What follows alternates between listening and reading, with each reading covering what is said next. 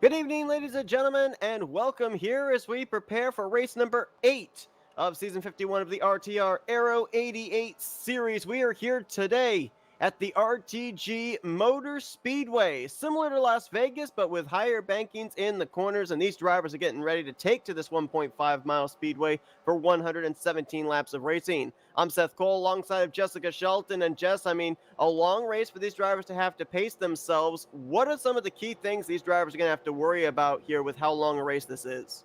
Well, we've done a race here before on a broadcast, and I've actually ran this track a couple of times, I think at least myself, and it's all about tires. You got to be very careful, take your time, slice through the field, be patient. We also got that pit road where we've seen people get really, really loose coming in. They'll slide, they'll spin out. That inside wall as well, we got to worry about that if that's the case. And, they'll be pushing up after a while for tire wear. Plus, it's realistic damage again tonight too, Seth. And also, much like we had in last night's Winston Cup Series race, only 4 sets of tires available for these drivers during the course of this race also, so they'll have to figure out how to equally distribute those sets of tires and maybe hopefully have one set available if we get a late race restart. Heck of a points battle going on here too. This is the midway point of the season, and less than 20 points separate the top 6 in the point standings coming into this one. A driver that's actually right there in the hunt for it as well, tied for 5th in the standings, is Orlando LeBoy, and he's our driver to interview here tonight pre-race. Let's see if we can get a word with him here. Orlando, it's Justin Seth up here in the booth. You got us?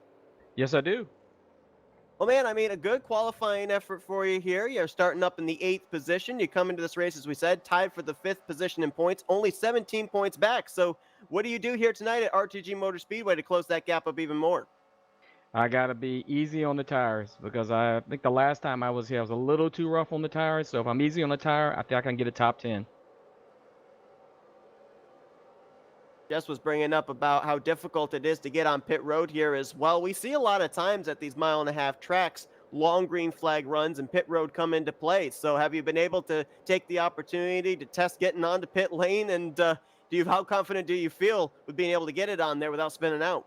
Well, I tried to get on there a couple of times, and I was kind of sideways coming in there. So that's what I was doing just a few minutes before you guys hit me up, is trying to get on pit road and trying to trying to figure out what angle I need to take to get on there safely without speeding. Well, I have a question, Orlando, before we move you back in. Are you going to try to move up the field early and just try to force that to get that track position? Like how important is track position early on to stay up in that top 10, or are you just going to fall to the back and just ride it out with your tires and hope that other people make mistakes ahead of you and capitalize on it? Well, the others seem to be able to manage their tires a little better than I do. So I think I'm going to try to just ease through the first few laps. I'm not going to force anything. When I get to forcing things, my tires seem to go away faster than anybody else's. So I'm going to be easy in the opening laps. Well, Orlando, we wish you a lot of luck here tonight. Going to be a long one, so pace yourself, and hopefully we'll be able to talk to you at the end of this race. Okay, man. Appreciate it. And Orlando LeBoy, as we said, he's going to be rolling off from the 8th position behind Jeff Supka. Now, the last time that Jeff Supka started on the pole, Jess, we were in that race. It was a couple of weeks ago Well, at Dover. Actually, I want to point this out too. Look at our front row. Does this remind you of a certain race we just recently had? I think I'm having deja vu from yesterday, or not yesterday, Monday, when we covered the trucks race at Texas. Because yeah, Supka and Jeremy Jeffries, they're going to be lining up on the front row. And Supka, as I said 2 weeks ago, he started on the pole position. He actually started in the pole position last week as well, but his last win was at Dover 2 weeks ago, and we'll see if he can pick up what would be his second win of the season. Well, what I'm looking at right now is that second row. You got Dante Ricky and Chuck McClure. Now, the point situation coming into this, Seth, you have Robert Balcom having a 4-point deficit, trying to catch. I believe that he's trying to catch Chuck McClure, I believe, or Chuck McClure trying to catch him. I can't remember who's got the point lead at this point. But 11 points back due to missing a race or two was Dante Ricky, and we already saw him clinch the title on Tuesday of the overall championship, and he's battling for championships on Monday. He's battling for a chase championship on Tuesday. He's already got the overall title on Tuesday. He's looking to get back in the thick of this and actually make more effort for a third possibility of a championship and close another deal. But he's got to overcome Robert Balcom and Chuck McClure. And 11 points back doesn't seem that much. He can probably make that up tonight if Robert and Chuck run into problems. Yeah, especially with 26 drivers in the field here this evening. Also, you mentioned McClure, Balcom, and Dante Ricky. That's your top three in the points, and they all are starting inside the top five.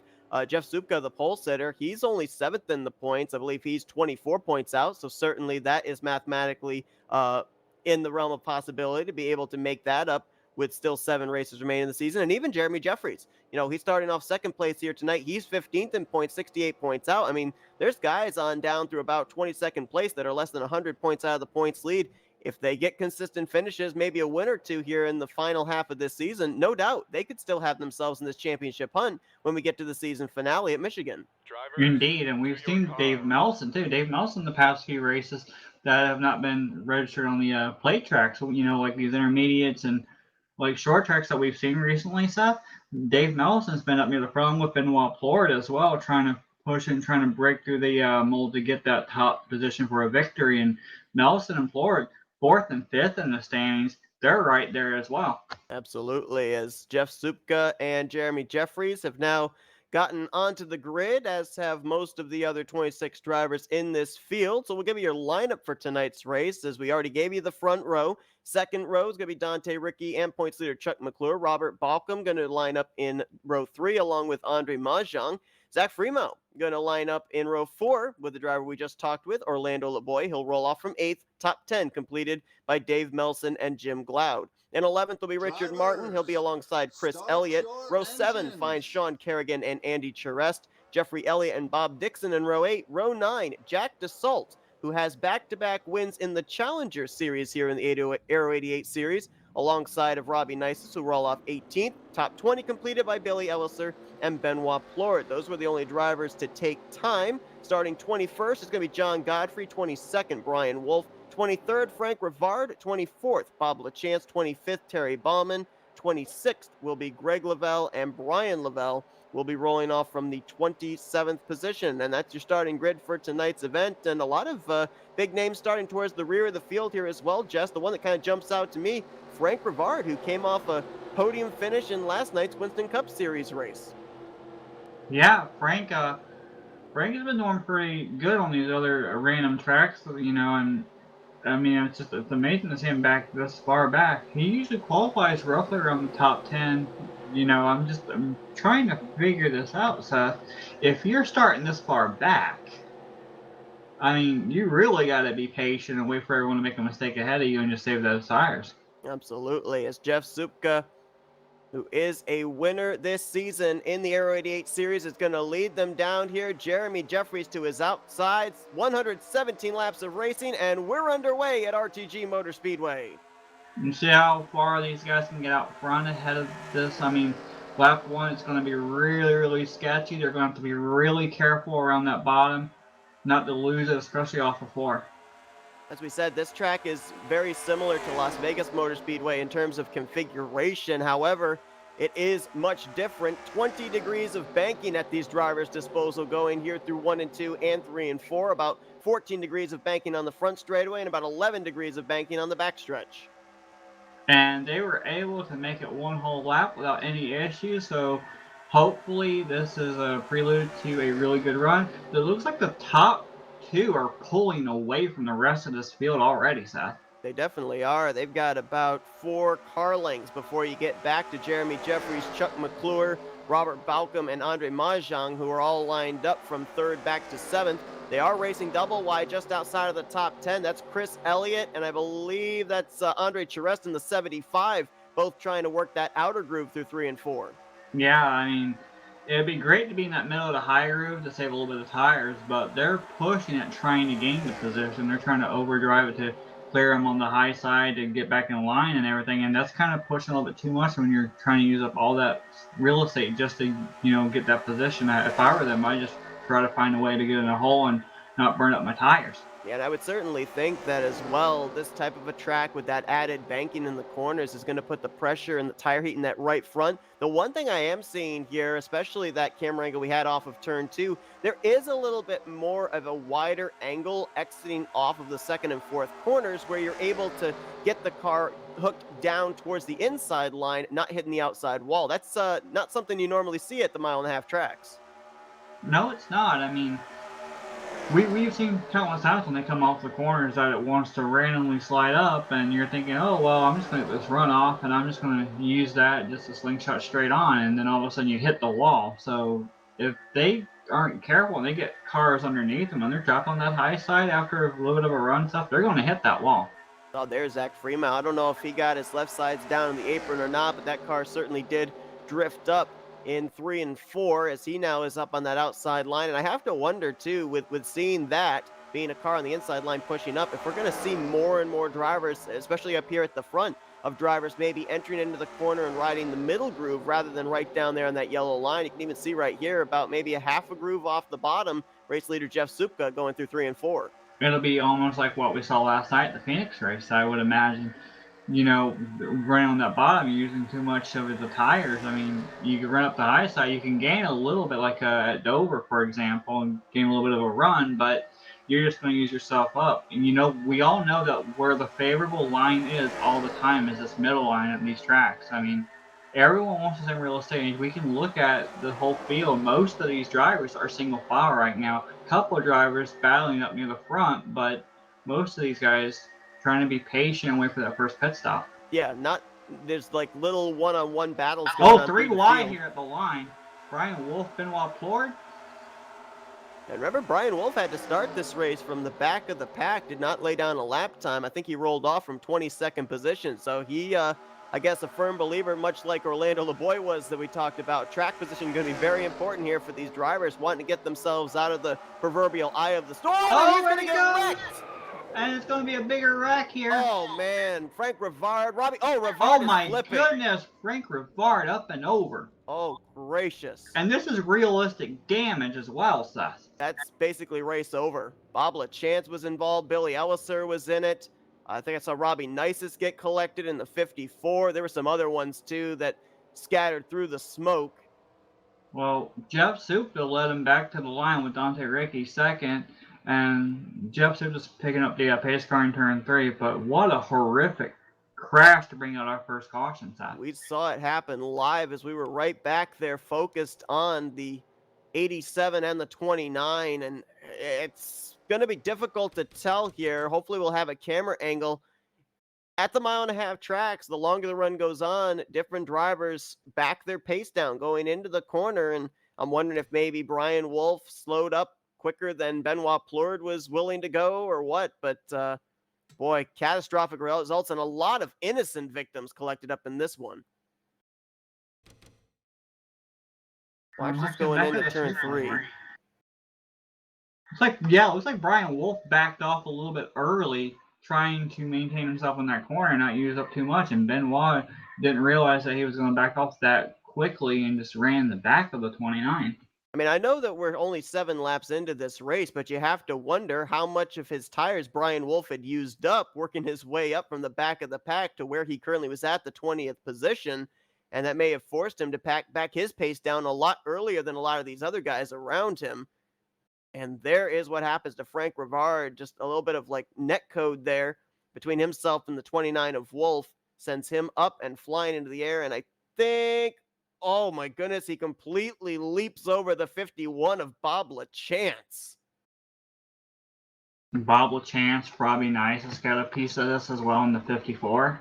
I think John Godfrey might have made it through. He almost got into the 26 of Billy Elliser, but I think he was able to just sneak his way past. So very lucky escape for the 7-Eleven. It's amazing how right when Godfrey barely got in the edge of the 26-15 of Elliser. So he's got a little bit, but I don't think it's enough to actually cry over with the damage. Well, no doubt Brian Wolf, Benoit Plourde, they've got a lot of damage. Frank Rivard, his day is done. That car up and over in turn 4. Brian Lavelle is 2 laps down currently at this point, but as you're back to what you were saying, Seth, Frank Rivard, he's the only one so far that's retired from this race. I think actually, Benoit Plourde has just retired. And Benoit Plourde, this is huge in terms of points. Not only in the overall points is Benoit Plourde 4th in the standings, but he was leading the Challenger points by 25 points over Terry Baumann. He's going to take a big hit tonight for that, that's for sure. 2 drivers, only 10 laps in, already out of this race, and just based on what we saw right there, I think this is going to be one of those type of races where they carry so much speed into the corner, there's not a whole lot of reaction time to avoid a wreck if it takes place, because we've seen, in the past couple of days that we've done broadcasting here for RTG at Texas Motor Speedway, there were a couple of wrecks where there were innocent victims, but not many. Most drivers able to get on the brakes, and of course, last night at Phoenix, we had maybe 2 or 3 car incidents, but nothing real major. Here tonight, though, about a 6-7 car pileup over in turn 3. Yeah, 7 cars involved, 6 with major damage. I mean, at least considerable damage to where they would have to repair it, I would imagine. I think the only person in this whole group that got involved with a little bit at all, I think the one that really got lucky was the 7-Eleven of Godfrey, Seth. I think you're right, as Brian Wolf, he was on pit road getting damage repaired. Billy Elliser was on pit road getting damage repaired. It looks like Brian Lavelle, he's now 3 laps down, so I don't know if he has his car parked on pit road or what. Trying to see if I can find him there. I saw he had connection problems early on when they gridded, so he might be battling a connection issue. Yeah, he's coming back out on the track right now. Currently in the 26th position. He just passed Frank Rivard for a spot with Rivard out of the race. Caution lights are off. We are going to be going green this time by South. They're going into 3. Lap 12 will be our first restart of the night with Supka, Dante Ricky, Jeremy Jeffries, Chris Elliott, and Zach Fremont, the top 5. And let's not forget that Chris Elliott was one of those drivers that was using that second groove there on that run, along with Andre Terrest, who's rolling off from 8th. So keep an eye on that 9 car. He's maybe been one of the few drivers that has tested the waters in that outer groove, and he's been able to make forward progress. We'll see what he does here on this restart.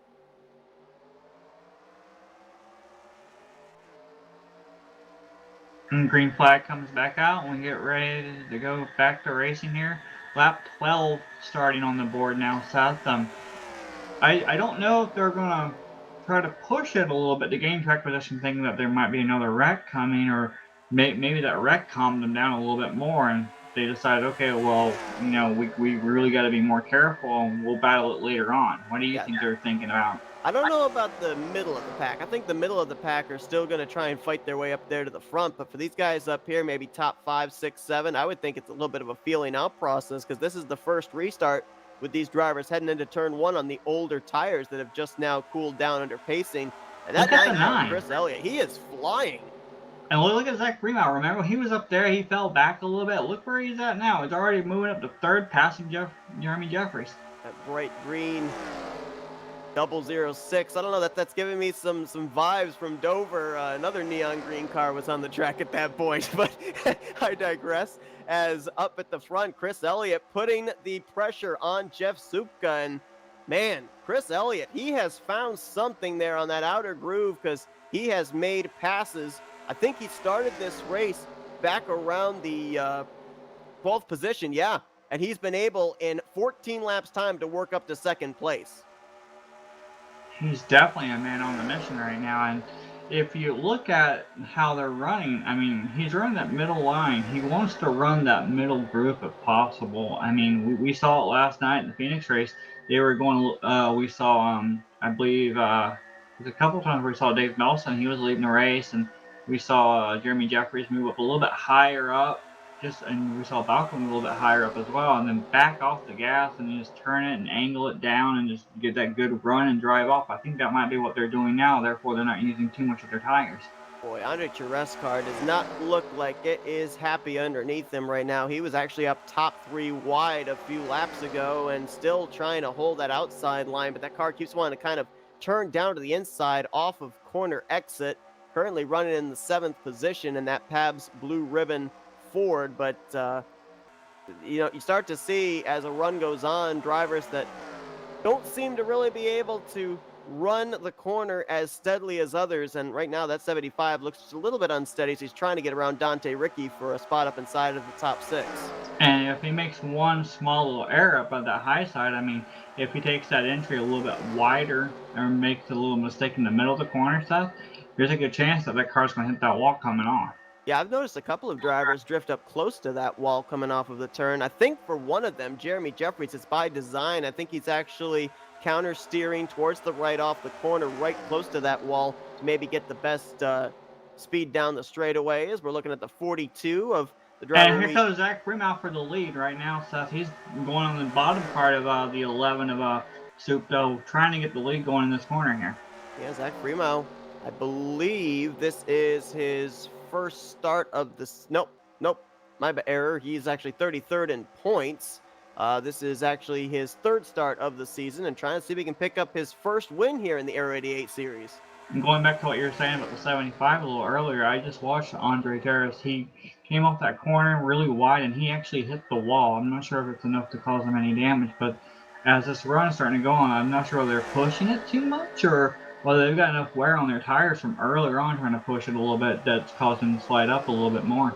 I'm noticing a couple of drivers that are starting to fade back. Cherest is one. Jeremy Jeffries is another, who I was going to mention. I've been seeing up there on that outside line for a good portion of the latter half of the first run and the first half of this run.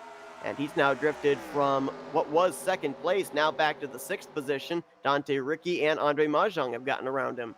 No, there's a good battle that's been going for the past several laps between Richard Martin, Jim Loud, and Dave Nelson. They were battling before the caution came out, and they're still battling around this area as well. This is back here in the 9th and 8th position. And Gloud almost got into the edge of Dave Nelson. Jim Gloud in that mellow yellow machine, now trying to get up to Cherest. There's Sean Kerrigan, the Skull car, trying to get to the inside of Dave Melson, and there's the driver that we talked pre-race, Orlando LeBoy, 6th in the point standings. I believe that is Jeffrey Elliott, now to his inside. And speaking of trying to find something on that high side, Dante Ricky went to the bottom. He's underneath Chris Elliott for 3rd position. He's looking for more. He's trying to get a run on Supta. Elliott's been moved up to the high side, and looks like he gets a run on the straightaway stuff, but by the time they get in that corner, the bottom is just overpowering. I have to wonder how much tire you use up on that outside line because, yeah, on the restart, Chris Elliott made up a lot of ground on that top side, but now it looks like he's starting to free fall back outside of the top 5. He's currently in the 4th position and has Andre Mahjong reeling him in. So, with a couple of drivers like Elliott and Jeffries that we saw using that outside line here when we went back green, I'm almost wondering if now they're paying the price for it with their tires being a little bit worn down. And I mean, when I ran this track, I believe it was the Bare Bones Truck Series a few weeks back, Seth. I remember being on this track and how hard it was just to even make a move to pass someone, because you keep getting runs, you have to back off, and then you have to be careful. People, slowing down, trying to conserve their tires, and I think I had an issue where I ran into the back of someone who was pitting, and I was lucky enough for Sean Kerrigan, in the 15. He didn't run me over. He pretty much ran me over, but it wasn't his fault and it wasn't my fault at that point. But the space can close up in a heartbeat with these people trying to save their tires, trying to slow it down to conserve at the last second. I mean, you don't know who's doing what, and that hole can close up real quickly. Yeah, absolutely. As you got Chuck McClure, the points leader, now trying to get to the inside of Jeremy Jeffries. McClure, the driver, he is focused, or the 2 drivers he's really focused on tonight, Robert Balcom and Dante Ricky. Right now, Dante running just a couple of spots ahead of him in the 3rd position. Robert Balcom currently 2 spots ahead of him in 6th. So he's got to at least keep that 18 car at least within striking range here, because it's only a measly 4 points separating those 2 coming into tonight's race. And we see Balcom going around Andre Mahjong, and it's good to see Andre up there. And what I'm noticing, the Soup is caught back up to the back of the 006, and then it seems like he loses a little bit right in the middle to exit the corner, but Soup just running that higher line, and he's going to try to challenge for the lead again. He gets to the right rear quarter panel here. He'll be at least halfway alongside going into turn 1.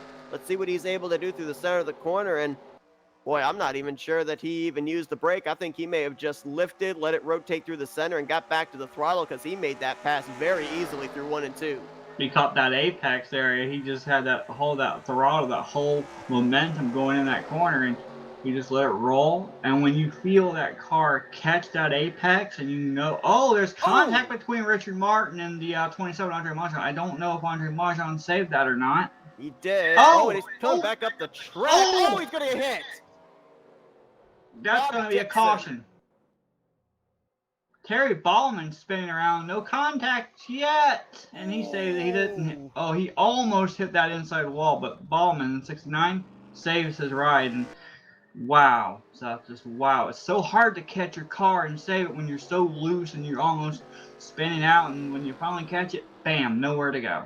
Yeah, 2nd time tonight that our cameramen have caught the incident happening live, that contact between Mahjong and Martin, sending Mahjong up into the wall, and he did get on the brakes down there on the apron, and car just kind of counter-steered on him up the track. I think he nearly hit, I believe it might have possibly been the 36 of Jack DeSalt. He got it back down, did not hit him, but then nowhere for the 143 of Bob Dixon to go, and that might be night over for the 143. I don't see any smoke trailing out from underneath it, but he took a hard shot with the front end of his race car.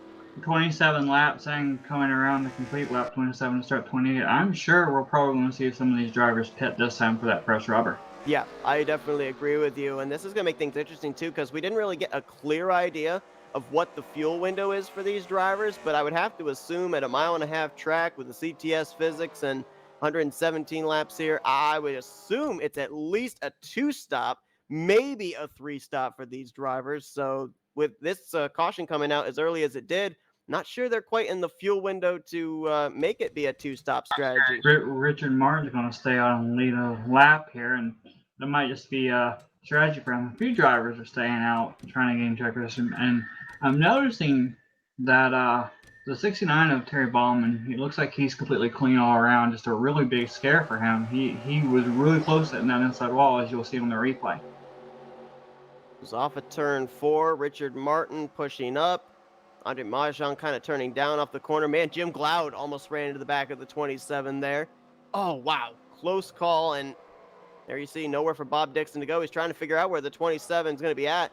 I think Terry Ballman may have just barely gotten clipped in the left rear quarter panel, which is why he spun around, but very lucky that Buick was able to whoa up before reaching that inside wall.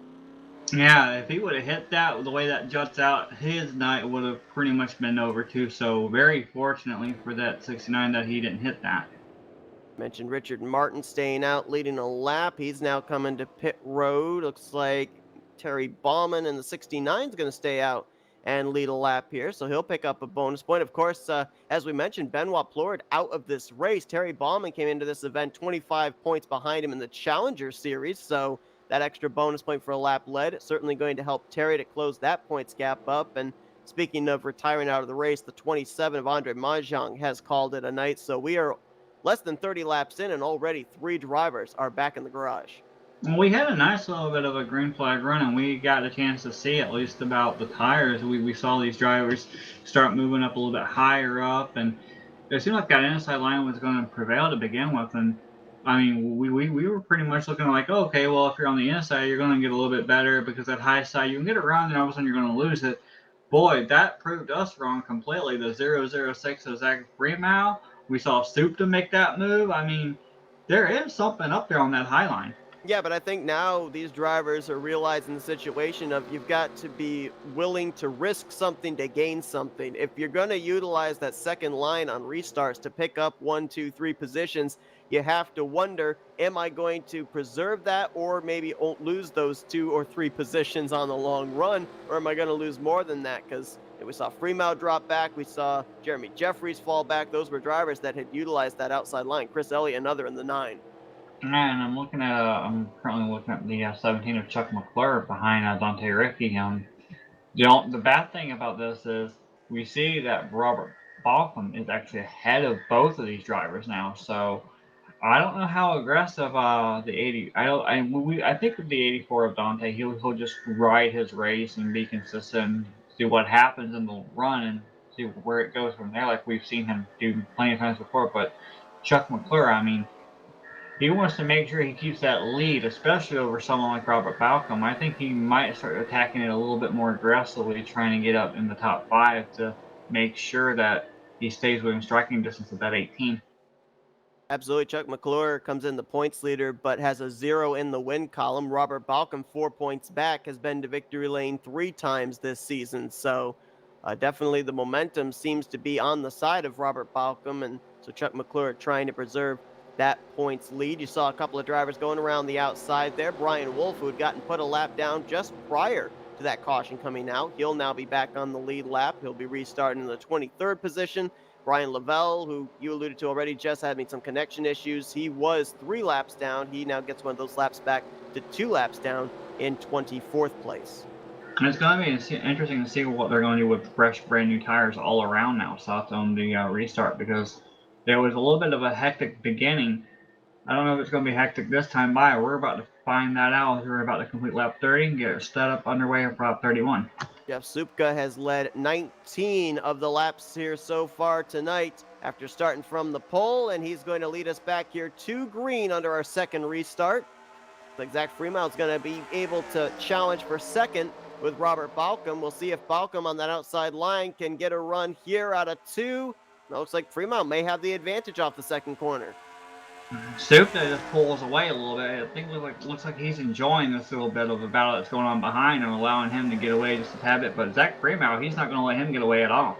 Freeman with a nice run there out of turn 4. I don't know if the draft came into play in that or not, but he is now back on the bumper of Supka. Is behind them. Dante Ricky trapped on the top side with Jeremy Jeffries to the inside line. That's a battle for a spot inside the top 5. 5th place, Dave Melson, Sean Kerrigan, Orlando LeBoy, all waiting in the wings.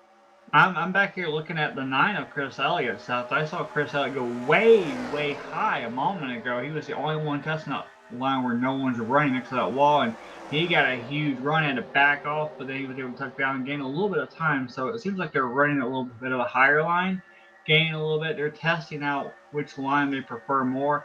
We see a few of these drivers going up there on that high side and staying up there. Yeah, but I would have to assume, as at most tracks, that if you overstep that cushion just the least little bit, there's going to be no grip the further up you go to that wall. So think these drivers, at least with their left sides, want to straddle where that dark gray is look at here. Some bump drafting maybe down the back straightaway there. Chuck McClure and Robert Balcom working together to get Balcom to the inside of Zach Freemount for second place. And they're battling side by side. Still back here with Dave Nelson, Orlando Lavoy, and Jim Glau, trying to figure out who's going to get what. But Zach Freemount, he's not going to let that high side go. Remember earlier, he found something up there, and he wants to stay up there, it seems like. I just find it somewhat ironic there. Chuck McClure is trying to preserve his points lead from Robert Balcom, and he ends up pushing him up a position to the second spot down the back straightaway. Well, remember what I alluded to earlier. I honestly think Chuck McClure wants to try to push it a little bit. He not overdo it to use all this stuff up, but he wants to stay right there with that 0.18 of Robert Balcom. I mean, if Robert is able to pull away and Chuck finds himself in the mid-pack, you get what I mean. That's pretty much game over for the point lead. And Jim Glau barely tapped that wall going into turn one, way up on that high side. And seems like Zach Freemount is going to swap back into fourth. It looks like that high side didn't do anything that time by. And Dante Ricky and Jim Glau side by side going into turn three. That side-by-side battle for the sixth position behind Jeremy Jeffries. Ooh, Jeffries running the middle line. Dante low and Jim Glad on the high side. I wondered if they were getting enough of a run to maybe take it 3 wide. Is up here. Oh, there's a car sideways. It's Brian Lavelle. I know. Is it Brian Lavelle? That's Dante. Dante, okay. Right back up in front of traffic. I don't think anyone hit him. What a great job of avoidance. Oh, the color with the white and that red outline caught me, and I thought it was Brian Lavelle for a second, so I apologize for assuming that. So I was scrolling through the field and saw one car go way down. Well, we saw what happened with an incident on the front straightaway for our second caution with Andre Mahjong getting nailed by Bob Dixon. I don't think that anyone hit Dante, and I don't think Dante hit anything. That is so unusual to just have a single car incident off of turn 4 and onto the front straightaway. But here's the problem now. He just spun. He recently came in and took tires. How much tire did he just wear out with that spin? And now he will be down probably a set of tires if he does take tires, and if he doesn't take tires, how much can he hold on out there? That's a great question, as about half that spin was through the grass, which really doesn't wear down the tires, but the other half, the latter half, was up on the racing surface. So Dante Ricky, he's going to have a decision to make here, as I would assume more than likely our race leaders probably would not come to pit road, or would they? Jeff Supka is hitting pit lane along with Zach Freemount. This shocks me that these drivers are coming down here. Well, I'm going to follow them just real quickly to see if they are going to take on tires, because if they are, this is their second set. And I'm watching Dante. Dante's staying out, so, I mean, I don't know. He's got a couple laps. So what are they doing with the Fremount machine? Well, they've just hit their pit stalls. We'll see if they're actually going to take any tires for either one of these drivers, as Fremount doesn't look like it. Fuel. It looks like a fuel-only stop for both of these guys. That's interesting. Why would you give up all of that track position to come down pit road and gain maybe 5 or 6 laps on fuel over everybody else? Well, maybe they're banking the fact that if we go into another run, you know, if that run does happen, so they can go a little bit longer, and they might not have to deal with that cluttered pit road. And remember, there have been some races that we've been involved in, whether we've broadcasted or ran, that have happened over here where a caution has come out during the middle of pit stops, and if that happens, you know, they won't have to get on a clustered pit road, and they'll have that extra little bit of fuel to stay out to make sure they can make it around in case that caution does come out when everyone comes in the pit. That's a great point. Also, with the fact that if we do have a long green flag run and have those pit stops, they'd be able to stay a little bit longer, and if a caution comes out, they'd maybe have most of the field trapped a lap down. I'm following Dante Ricky. He is now coming down pit road. And we're going to take a look and see what happened to him. Inside of the top 10, he's to the inside of Jim Glaude. And is there contact? Yes, just a little bit of contact there as Glaude's trying to keep his car from hitting the outside wall. And watch this avoidance here. Wow, Terry Ballman narrowly avoids that one, as did Robbie Nisus, and Dante Ricky never even got up and hit the outside wall. That is an amazing save, an amazing job by all these drivers to avoid that 84 car, because he could have easily gotten nailed, much like Andre Mahjong did earlier on in this race. Very true. I was watching Jim Glad. Jim Glad only came in and took fuel only. I believe Dante Ricky did take tires. And it was indeed a 4-tire pit stop. Other drivers that were on pit road on the same lap as Supka and Zach Freemau were the 43 of Richard Martin and the 69 of Terry Bauman. I believe they went with a fuel-only stop as well. You know what I like about this league? It's so aggravating when you hit Bob Dixon, Richard Martin, and Brian Laval, because you got the 043, the 43, the 143, and they're all running petty schemes. Yep. Couple Well, you more got a drivers 1 out coming of 3 out. chance of calling the right name. Couple more drivers coming out. Supka's coming back down. I would assume this might be to just top off the fuel tank again. Freemount stayed out, so I'm not really sure about that move. McClure and Balcom has the lead, and McClure's going to restart second on the restart set as the pace lights have gone out. So we will be going back to green at the beginning of lap 41. Yeah, Robert Balcom getting the lead turned over to him with Supka coming to pit road here under this caution, so he's got a bonus point for lap led. You have to wonder how aggressive Chuck McClure is going to be on this restart to try and counter that bonus point starting the outside of the front row. I honestly think Chuck, if he doesn't get the lead right away, I think he'd be very comfortable settling in as long as he's really close to Robert. I think that's his goal right now, is just to make sure he's within striking distance of that 018, because you don't want to use up all your stuff. We've seen how the tire wear has affected these drivers, backing off, pushing up, and I think it's just too much to try to force it to get that lead right now. Just stay in striking distance, and you might lose maybe one spot. Like if Balcom wins, yeah, it's extra bonus points for winning the race probably. But I mean, you finish second, you don't lose that much. Well, these drivers were all down on pit road, doing one of their 4-tire pit stops on lap 26. Dante Ricky has come down and done his second of 4 pit stops. He's only got 2 in the bank. The others have 3. The green flag is back in the air, and now you have to wonder, how far can these drivers go on fuel? Did that early caution back on lap 26, did that force these drivers to come down pit road maybe one extra time than they were originally planning? Well, I mean, it's going man. to put these drivers some of these drivers at a disadvantage trying to figure out what they're going to do now, because now we've got different strategies all over the board with the caution machine coming out, and they're side by side. And the top two, we saw Balcom. He got out to a nice start. Got a warper in the middle of this top 10. That's Greg Lavelle in the 880. He was side by side with Dave Melson, now side by side with Sean Kerrigan, and still with some side-to-side warp, and that's really dangerous, being the car on the inside line especially. If you watch some of these drivers, that are behind another driver, they get such a huge run right before the entry of the corner, and then they have to back off so much, and it's so difficult to time that, where you're going to encounter the moment where they're going to back off. And sometimes you just have to wiggle up to the high side or back off even more, and it just messes up your whole entry and your whole corner exit. Everything in that corner that you had going is automatically gone. I've seen a few of these drivers backing off and losing spots already.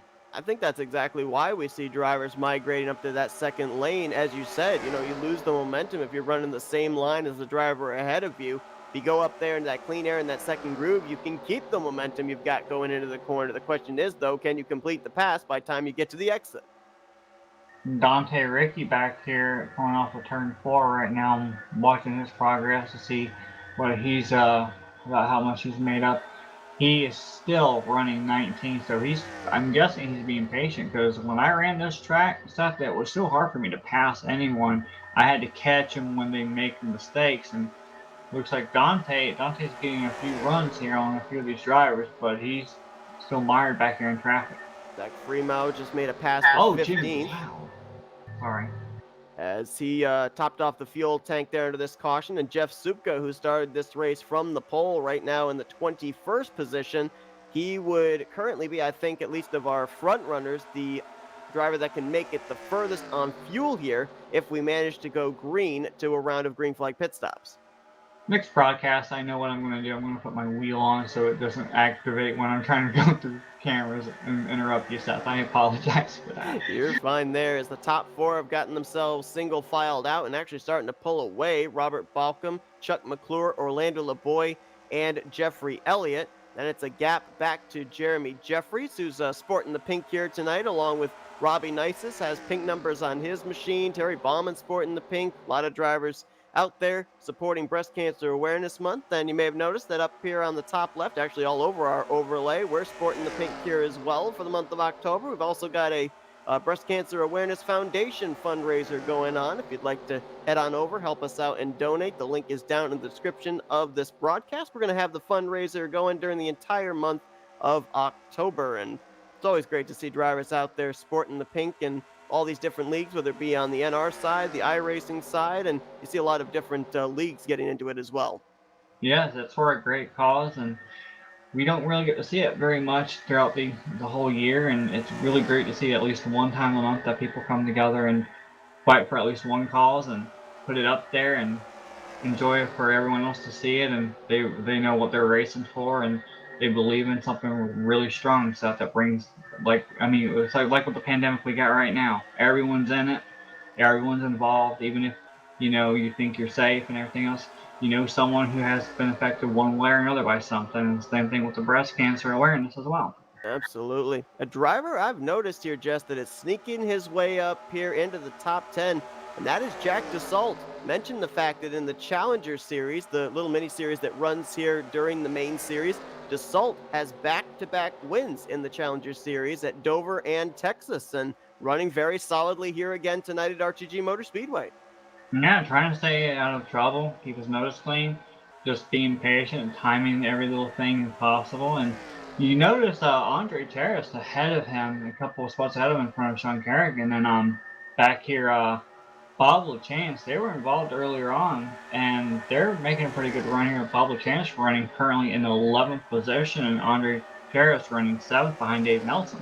Yeah, Bob LaChance back on lap, I think it was lap 3 or 4. He had Frank Brevard flying over his roof as the 35 went airborne over in turn 4. So a great comeback there for the 51 cars. Up at the front here, one thing that I've been noticing, a number of these drivers, the draft is certainly coming into play in this race a lot more so than it has the past couple of nights that we've done broadcasts over here. I remember at Texas when they got into a long run, we saw anywhere from a second to 1.2 seconds gained on fresher tires. A couple of these guys actually just ran their fastest lap of the race. I believe the 13 car just ran his fastest lap of the race right there. So, I mean, these guys right now, the pace is not backing down as opposed to their fastest lap so far in this event. So not as much in terms of tire fall off. And speaking of running fast laps, Dante Ricky and Zach Freeman patiently, methodically working their way up to the front. Now, Dante gaining a couple of spots in the past few laps. He's up to 14th, and Zach Freeman currently 13th, trying to catch the group ahead of him. That is, we're dealing with Chris Elliott running the 12th position, barely a little bit off of the 51 of Bob LaChance, but still got a long way to go. And it's just pretty much riding, play it smart at this point. You got to use a little bit of tires to get track position, yeah, but you don't want to use everything up in case it goes all the way along green flag run. You brought up the fact you've been on this track, Justin, how difficult it is to pass. I mean, Zach Fremont has spent most of this race, the early portions, up really no lower than third place. Dante Ricky's been up in the top 5 all day long. How difficult is it for these drivers here, knowing that they've got fast race cars, to be up in the top 5, to patiently, methodically work their way through the field here now and take one car at a time? Well, I mean, you're talking about these drivers trying not to use up all their stuff, Seth. And I'm looking at Jim Glau. Jim Glau just blew right past John Godfrey's 711 machine. I mean, it's you have these fresh tires. You want to run them hard to gain track position, but you have a decision to make. Is it going to be worth it in the long run? If there's a trend of a caution, a few laps, a caution, a few laps, a caution, back and forth, then yeah, you want to push it a little bit more, given there's a trend going on. But we've seen these drivers run a little bit and then have a long run, then a little bit, then have a long run, and now we're into another beginning of what seems to be like a long run starting to settle in. And if it were me, Seth, I mean, you want to use a little bit of your strength to try to gain a position, and it's so hard, so difficult. These drivers are backing off in these corners. You want to stay in the draft, but you want to make sure you've got that option to go high in case that driver in front of you checks up at a certain point to save up their tires, and you don't want to run in the back of them, but at the same time, it's give or take. You push too much, you gain, but it's going to come back to bite you in the long run, so it's a risk versus reward, and it's a double-edged sword either way you cut it. You talked about Chuck McClure probably being comfortable riding in the second position, and this is CTS physics. We're seeing that the draft very much come into play, and drivers being able to get runs and whatnot. Robert Balcom being out in front here, much like at a super speedway, he's the one out in the clean air, cutting the draft for everybody else. So he's going to be a little bit shorter on fuel than some of these other guys behind them. So maybe that's what McClure is thinking. I honestly think McClure's not trying to use up all of his equipment. I mean, and Jeffrey Elliott looks like he's going to make a move for second now underneath Chuck McClure. Wants to hook that nose down in the 056 family. I think it's Family Channel, is it? Or isn't that what it was? I believe so, yeah. It's been so long since we've heard that. It's always been freeform now, right? I mean, we've seen Jeffrey Elliott in a few positions, but going back to your statement about Chuck McClure, I mean, as I said before, he looks like he just wants to ride and just be patient with everything. And this battle with Jeffrey Elliott's causing him to lose a little bit of ground to the 018, I would imagine. Jeremy Jeffries putting his nose in there, pushing McClure by Elliott to actually hold on to the position. Now the battle is on for third between Jeffries and Jeffrey Elliott here. And Seth, I want to get an idea here. Supta. Look at where Jeff Supta is. Look at how far back he is. I mean, I don't know if this is just him trying to take care of his stuff or if he really had a hard time with traffic. Well, we have to remember, too, that he is on the same lap old tires as everybody else up ahead of him. The only advantage he has over them is fuel, because when he came down pit road, he didn't take on any Goodyears, so... Yeah, but remember, Zach Freeman didn't either. Good point. And Freeman's way up there in front of Dante Ricci, or at least right around Dante. Suka maybe saving, perhaps, to go a little bit further than everybody else? I haven't heard that clutch come into play at all. There's Supka right there. He's way back from the field. I'm not sure. It might have been traffic that he was trying to struggle to get around, because remember, we've seen difficulty with some of these drivers passing. Up there in that second groove on entry, then arcing it down to the yellow line through 3 and 4, which is not really a line we even saw him run when he was up in the lead. Yeah, you're right. He's lost a ton of ground. I want to just quickly look at his lap times as opposed to some of these other guys up at the front. Last time by, he ran a 33.6. Falcon ran a 33.58. Yeah, he's about a 10th off. It may have very well been traffic that he had to deal with that really slowed him up, and he's now lost that tail end of that lead pack. Chris Elliott barely hanging on to the pack as well. I mean, after this run, as long as further as it goes, it's benefiting people like the 84 of Dante Ricci and Zach Freeman. But I'm just really surprised that Supta hasn't been able to make up as much ground as we saw Zach Freeman have. Wow, Jeremy Jeffries, I thought for certain he was going to brush the wall. He ran so high there out of turn 2, but he made it work. We've got the roles reversed. Last night it was Jeremy Jeffries able to hold off Robert Balcom in the final green flag run to the checkers at Phoenix in the Winston Cup Series. Now it's Balcom trying to hold off Jeffries, who gets a great run here on the front straightaway. Yeah, and you wonder where Chuck McClure is going to make his move. Is he going to? It looks like he's going to go with Jeffries. Ooh, he had to back off there, though, as Jeffries seemed to get a little tight through the center of 1 and 2. Look at Jeffrey Elliott. He tries to jump up to the top side of McClure as they all kind of got up look at that aggressive move by the 056 to go low to try to get around the 17, and he can't do it. He has to back off to make sure that entry and that exit on 3 and 4 is actually going to stick with him. And Jeremy Jeffries is clear for the lead. And you know what? You know what this has done? Brought up that 13 of Dave Nelson, who keeps running around that top 5, top 10.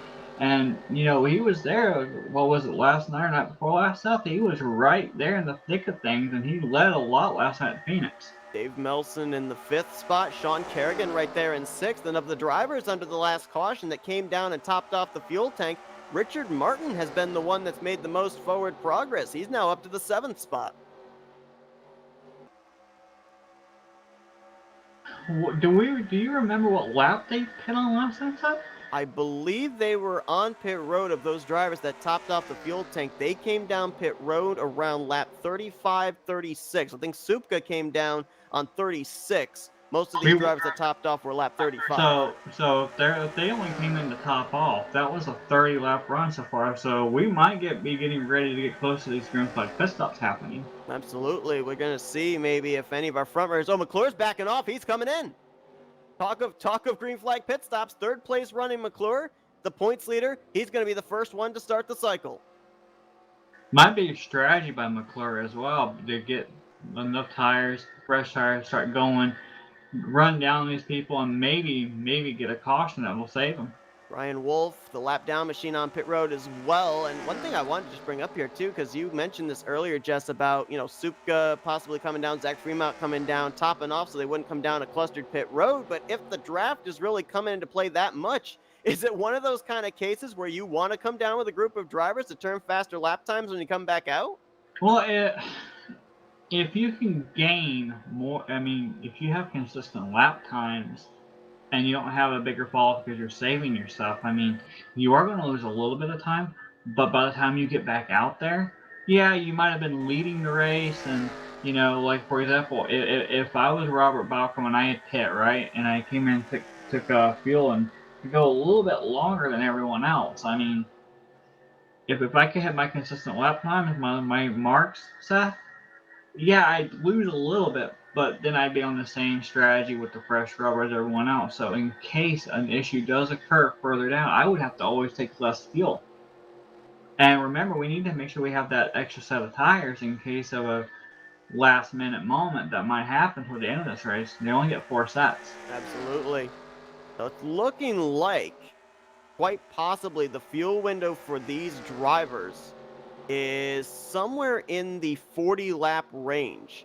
And if that is the case, that means these drivers are going to have to pit at least one more time, somewhere around 10 laps to go if we go green the rest of this race. Well, remember, we got to also look at that 84 of Dante Ricci. He came in and took tires last time as well. He's moved himself really nicely to the field, currently running in 4th behind Zach Fremont. He's going to probably stay out with Zach for a little bit longer and try to run, maybe gap a little bit more of these drivers. And Dante will probably try to get some points led if he can get around the 006 machine, because Dante's got the fresh tires. If he'll get around, he'll lead a lap, get that bonus point, and be able to relax himself and try to sort of how he wants to do his strategy moving forward. But what I'm really curious about is how much longer can that 006 hold on with those tires? Yeah, I'm really going to be curious about this, because with Fremont coming down, with Jeff Supka coming down, Richard Martin coming down, topping off the fuel tank. We know Dante Ricci, he's had a little bit of a disadvantage in tires, but he's also on the same strategy in terms He's of going for the fuel. lead. Yeah, I'm going to be interested to see when these drivers pit, because if they can stay out for another 5 laps, possibly, I'm not so certain that they can't make it the rest of the way on one more pit stop. Everybody else will be close. I see where you're going at, but also, Jeremy Jeffries almost ran the back of Richard Martin there with a huge run. Yep, These fresh tires. closed up on Fremont there with those fresh tires too. The closing rate huge here. Yeah, and Dante Ricci enjoying the nice little bit of the lead that he's going to have. He's got to be thinking, okay, well, here these guys go. They're going to go around me, and now he's got to wonder, do I need to pit? Should I pit? Or should I just sit here and enjoy myself and stay out and let these guys go another whole lap to catch me? But if he has to come into pit, and if he pits and a caution comes out, Dante may be in trouble. Yeah, definitely. And I almost have to wonder here too, and this may be a question that's a very easy no, but if you're Dante Ricci, to make sure that you're maybe on the same sequence as everybody when you eventually have to come to pit road, I don't know how bad the tire wear is for these drivers, but do you maybe consider a fuel-only stop to save those 2 sets?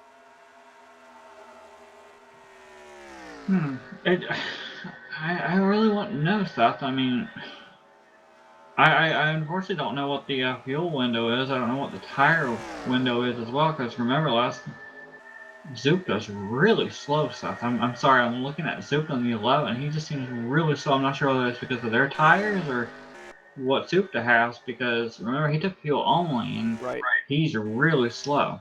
You know, I had to ask Oh, the he's coming question, but I in. almost think the answer would probably be no in terms of Dante taking fuel only. Just the main reason, the evidence we just saw right there with the fresh tires, how easily Balkum, McClure, and Jeffries were able to blow by him. I mean, if he stays out there on even older tires, the longer this run goes on, he's probably going to find himself maybe 2 laps down, 1 lap down with coming to pit road, and then 2 laps down out there under green flag conditions. Well, I mean, if he's got that extra set at the end, right? I wouldn't be so sure if you know he might come in like we were saying last night at Phoenix. He said that he had 60 something percent, you know, on the yellow after a full fuel run, right? He was able to take it carefully and stretch it up to about the full fuel run with only 60 something percent on his tires. Yellow, but still 60% plus. Now, if Dante takes good care of his tires, I'm wondering, do you think he might try to do a 2-tire stop and try to gain that extra time on pit road instead of taking the full 4? Quite possibly, you know, you mentioned about Jeff Supka coming to pit lane. He pitted on lap 72 going on to 73. If the calculations are correct that about 40 laps is the furthest these drivers can go, he's going to be about 3 laps short of making it to the finish on his final pit stop.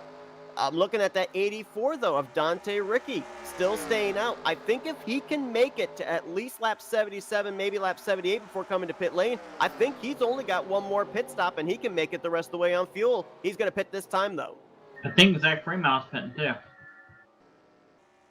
He is indeed. So, boy, I mean, even these guys here that were off the sequence, Richard Martin's also pitting. I've got these guys projected anywhere from about 2 to 4 laps short of making it on fuel, with having to make still 1 more pit stop before the conclusion of this race. Did you say that Richard Martin was pitting? Yep. Okay, so right now, the first one would be Robert Balcom, so we got to be careful to figure out where this 84 or the 06 and come out regarding the in relation to where the 018 comes around at. So. And these 3 we're looking at here, Balcom, McClure, and Jeffries, who more than likely will cycle out to first, second, and third. They cannot make it on fuel. They are about 10 laps short of making it on fuel from this pit stop. They are going to have to come to pit road at least 1 more time. So right now, if we go green to the end, the drivers that I am looking at in particular to see if they can save about 2 or 3 laps of fuel are that 84 of Dante Ricky, the 006 of Zach Fremont, and the 43 of Richard Martin. They're the only ones that maybe have a ghost of a shot of finishing this race on fumes. And Balcom's already been registered back as the leader coming off of turn 2, Seth, and Dante Ricky, he is currently way back here. He's ahead of Zach Fremont, but he's actually now coming off of turn 2, so almost a half of a lap down to the leader, close to it. Yeah, as long as he can stay on the lead lap, he's got a shot of maybe winning this race. Same deal for Zach Fremont and Richard Martin. I believe currently all of them are still being scored on the lead lap as they run. It's going to be Balcom, the leader here, cycling around with Chuck McClure in second. Jeremy Jeffries will be third. Fourth is Dave Melson. Jack DeSalt now up to fifth. First time he's appeared inside of the top 5. Chris Elliott right now sixth. Seventh is Bob LaChance. Eighth is going to be Sean Kerrigan, followed by Greg Lavelle, who had connection problems earlier on. He's ninth, and 10th is Orlando LeBoy. And if we look at everyone right now, we've got 20 cars currently on the lead lap, Bob Dixon being the last of the cars on the lead lap. Robbie Nice is 1 lap down. Brian Lavelle, Billy Elliser, and Brian Lavelle and Billy Ellis are 2 laps down, and Brian Wolf 3 laps down with that damage that he sustained earlier on in the race. And I mean, you gotta give credit to that 29. He's a real trooper staying out there like he is. Yeah, got to give credit to Bob Dixon as well. I mean, that car is way off the pace after he slammed Andre Mahjong on the front straightaway for our second caution. So that car still soldiering on and somehow still on the lead lap right now. 20 cars on the lead lap of 24 that are running. And I'm watching this group back here, this group of 7. Jack DeSalt, Dave Melson, and others, their lap times are about half a second slower than the top 3. So even though they have the numbers in this group, they are not running down that top trio. Well, they keep battling side by side like that. They're basically using a little bit more tire trying to get by to get that track position, and that's just going to kill them in the longer run. Right now, the gap between those three and that 4th place battle is somewhere in the neighborhood of about 5 seconds. I was going to say, Jeremy Jeffries had a peek under the quarter panel of Chuck McClure, and now it looks like Jeffries going to slide up and try to get some draft from this 143 of Bob Dixon here. And I'm not sure if, like I said earlier, Chuck McClure is not going to really be too aggressive. He just wants to keep that 0-18 striking distance, and ever since that one moment we had that restart, he's done just that, Seth. Yeah, when the pit stop cycled around, he was right on the back bumper of Robert Balcom. He's now backed off a little bit here, and I wonder if this is by design. Maybe get the 8 of Jeremy Jeffries right up behind him, the 2 of them be able to get a run on the 18 of Robert Balcom and basically force him not to be able to block the run they get. Well, nope, that was a theory that just got shot down. Jeremy Jeffries looking for 2nd place. Seth, I want to point out something to you real quick. I'm scrolling around these drivers, and a certain car that mimics your color from Dover is clutching. Ooh. Interesting, because, yeah, he was a driver that was about 2 to 3 laps short based off my calculations of making it, so trying to save there, Zach Fremo. I wonder if Richard Martin might be doing the same, Dante Ricky, because they're kind of in the same boat. We got to be more careful, Seth. You're going to give everything away to Robert Balcom because we know he listens to the broadcast. Well, the problem is Robert Balcom has been running. I know he's watching, but the problem he's got right now, he's been out in front here for most of this green flag run, so he's the one using up the most fuel. And right now, my calculations have him about 10 laps short of making it. He's going to have to make another pit stop before this is over. I don't see him being able to save 10 laps of fuel.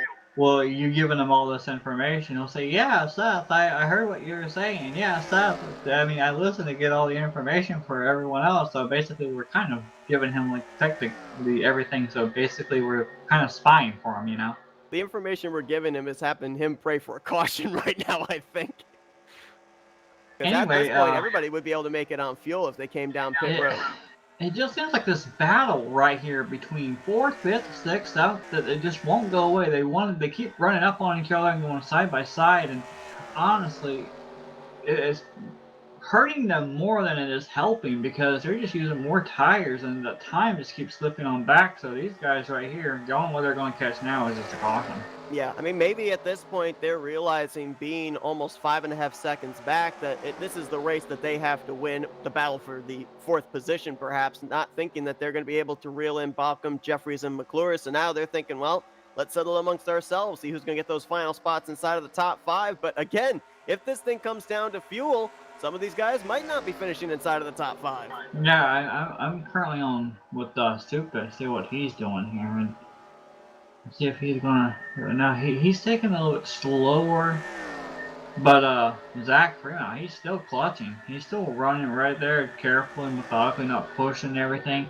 I mean, we had a really big issue earlier on, with how these drivers were kind of attacking everything, and John Godfrey's on pit road taking tires right now as well. But Jim Glau's pitting, but it's like. Seth, we saw how this beginning of this race played out. Now they've settled into a long green flag run, and it just changed the whole game immediately when we know, like, hey, there's a caution, hey, there's a caution. Oh, we're gonna run about 10 left, and there's gonna be another caution. Oh, there's another caution, and there's like 5 laps. Oh, there's a caution, and now it's just you have to change up your whole game plan, your whole strategy, because now you know that hey, you're gonna make your bed, you have to lay in it now. You know what I'm finding interesting here, following the 6 of Zach Freemount, is the fact that he is actually running lap times similar, if not faster, to our top 3 because he's got the draft of Jeff. So you're going to follow Freemount here. I'm going to go back up here where Jeremy. I'm going to go with Balcom since he doesn't have a draft from anyone here. Balcom this lap ran a 33.441. Freemount ran a 32.8, and he's clutching. So he is certainly not losing anything in terms of pace, and could be gaining himself about a half a lap, 2 laps of fuel, depending on how much he's saving here. A lot of these drivers in front of him are actually quite helping because of the draft. Exactly. Yeah, he's been kind of following in the tire tracks of Supka, who right now I think would be about 6, 7 laps short on fuel. Because he came down pit road about 3 laps before Fremont did. You can see right there, the front end of the car bogged down going into turn 3 with Fremont saving. And he is the driver right now, I believe.